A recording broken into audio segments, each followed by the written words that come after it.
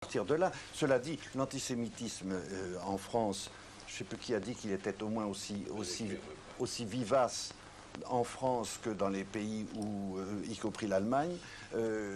En tous les cas, moi je le vois renaître dans le Courrier. Je peux vous assurer qu'il y a maintenant des lettres qui étaient anonymes jusqu'à 5-10 ans, qui sont maintenant revendiquées, médecin à Lyon, notaire à Nancy, et il y en a trop à la télé, et quand est-ce qu'on va abroger la loi Guesso qui empêche le travail intellectuel libre, etc.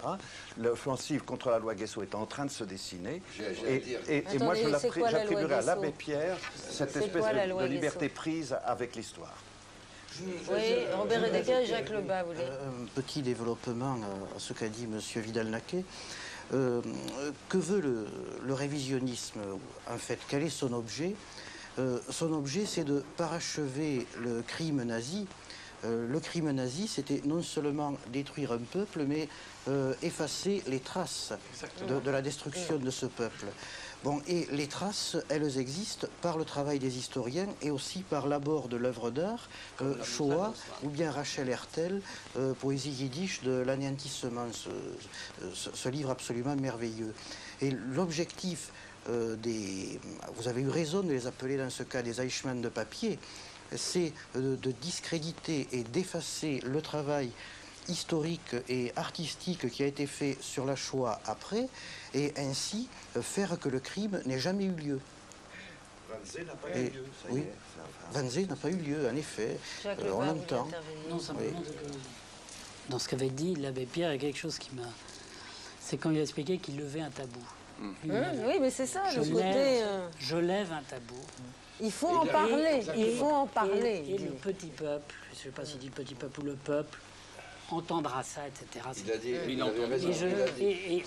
Il a entendu. Le bas a entièrement raison. Il a dit, je lève un tabou. Il a ajouté encore quelque chose. Il a dit, si j'ai contribué à réveiller les consciences et à éclairer les gens qui m'aiment bien et qui me suivent. Comme s'il y avait une fierté, une audace. Oui, absolument.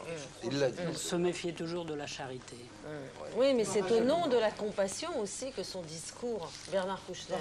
C'est rien, non, c'est au nom de l'amitié qu'il a défendu. Théoriquement, en plus, ce qui était évidemment encore plus discutable, c'est qu'il n'avait pas lu le livre. Et donc, il disait, j'ai pas lu le livre, mais je défends un type dont je pense qu'il sera suffisamment honnête, etc. C'est ce qui était pire que tout. En plus, c'est lui qui a allumé la mèche. À propos de Forisson. Oui, bien entendu. Mais attends, c'est apparemment ce que Ziegler avait fait aussi et ce que l'autre abbé, dont j'ai oublié le nom, avait fait aussi.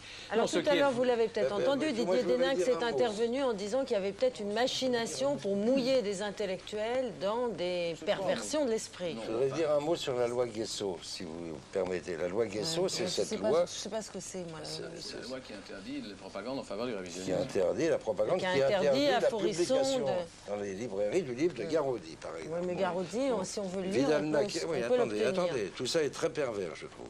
Vidal-Naquet a dit dans Le Monde qu'il était totalement contre la loi Guesso, etc., qu'il ne fallait pas interdire, etc. Non, mais avant Internet, déjà. Interdire, ça veut dire donner envie, non? Je trouve ça tout à fait pervers. Je ne suis pas sûr. Je n'ai pas de position claire là-dessus. Ma tendance, c'est de dire pas de censure. En même temps, l'idée que des livres comme ceux de Garaudy vont être mis en vente et achetables dans toutes les librairies et à la portée de tous, de gens qui n'ont pas de défense contre ça, c'est gravissime. La première fois que moi j'ai entendu parler du livre de Garaudy, c'est en lisant Le Monde il y a 2 mois, Nouvelles de l'édition. On voyait ça très bien, ça s'appelait Nouvelles de l'édition. Enfin, je défie quiconque de lire le bouquin de Garaudy, tellement il est mal foutu, ennuyeux, le livre du philosophe Garaudy. Ça donnait envie de le lire. Si la presse faisait son boulot, ça ne se ferait pas. Son boulot consisterait à ne pas dire les choses. Non? Oui, mais Pierre Vidal-Naquet. Précisément, essaye de comprendre ce que je veux dire quand je parle de la loi Guesso. Ça n'est pas, on n'a pas à le faire exister. Pierre Vidal-Naquet. Sur ce point, je suis assez d'accord avec Claude, on aurait mieux fait de ne pas en parler du tout. Bon, cela dit, en ce qui concerne la loi Guesso, je reste irréductiblement contre, parce qu'elle risque de faire prendre des vérités tout court pour des vérités d'État. Et c'est là que se situe le danger, à mon avis, après l'expérience soviétique, entre autres. Et on commence par ça, et Je le dis d'autant plus que ces messieurs, les révisionnistes, ou les négationnistes plutôt, ont écrit que la loi Guessot devrait s'appeler la loi Vidal-Naquet. Tu pourras en être fier peut-être, Alors, mais je voudrais quand même, puisqu'après tout on parle des temps modernes, Oui, j'aimerais bien qu'on y revienne. Et de Sartre, Sartre a dit quelque chose. L'antisémitisme n'est pas une opinion, c'est un crime. Bon. Il l'a dit, il l'a écrit. Quoi. Pour ce crime, il y a une loi qui est la loi de 72. Oui, mais moi je me souviens de mon scandale en 56, quand j'ai vu reparaître Rivarol et tous les journaux de droite, antisémites, au nom de la démocratie. Alors, grâce à vous, délégation... Oui, vous vouliez intervenir, Robert Radecker? J'ai essayé de contourner la loi Guessot en plaçant la presse, les journalistes, liés au devoir d'information, dans l'obligation d'en parler. Seulement, tout ça est d'une perversion. Seulement, la presse est aussi prise en otage dans la mesure où il lui arrive de citer, par exemple, bien souvent, l'interminable navet Shoah. Ce qui fait que, rhétoriquement, le journaliste écrit de manière très honnête, mais il a peut-être la crainte que la citation subvertisse son honnêteté, en fait. Parce que mettre entre guillemets, c'est aussi attirer. Je crois qu'il y a quelque chose là qui tient à l'inconscient. Vous aviez parlé du tabou tout à l'heure, et c'est très...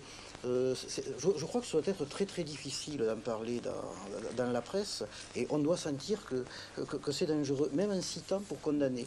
Oui, Cathy Bernheim. La question, je trouve qu'on a posée de savoir quel type d'intellectuel spécial était Jean-Paul Sartre, c'était vraiment quelqu'un qui permettait qu'on dise les choses autrement et qu'on n'ait pas besoin de guillemets pour les dire et qu'on sache qu'on fallait y aller.